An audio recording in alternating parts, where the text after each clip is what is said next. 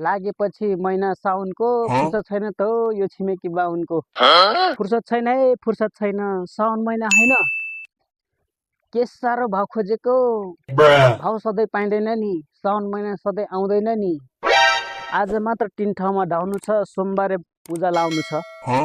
खुबै भ्याइ नै भ्याइ भएको छ बाहुनको दिन आएको छ 12 बजेसम्म 3 ठाउँमा भ्याइदिन्छु खाने भए अचार रोटी ल्याइदिन्छु अबे साले सेल रोटी अचार चाहिँदैन चिप्लो चाप्लो खाइदैन तपरीमा पुवा दुनामा दही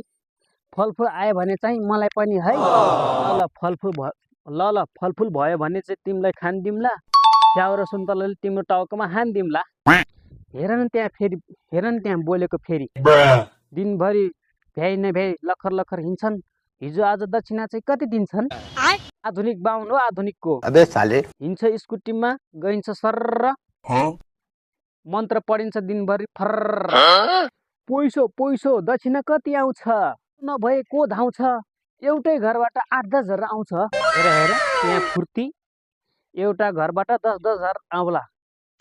खुबै आउला धेरै आए एउटा घरमा 500 अब पाउला उसलाई थाहा हुन्छ नि सबै राधे यसले के गरेको हिँड्ने बेलामा कुसायत परेको राधे एउटा भ्याङले कुर्ता भिरेका छन् खुबै हिजो आज पण्डित फिरेका छन् hi hello guys thank you so much मेरो भिडियोलाई अन्तिमसम्म हेरिदिनु होला हैन र के कस्तो लाग्यो कमेन्ट सब्स्क्राइब शेयर गरिदिनु होला लाइक कमेन्ट सब्स्क्राइब शेयर गरिदिनु होला र यस्तै भिडियो फनी भिडियो सायद कमेडी भिडियो र अरू यस्तो बनाउने सिलसिलामा छौँ है त्यसपछि यस्तो कस्तो लाग्छ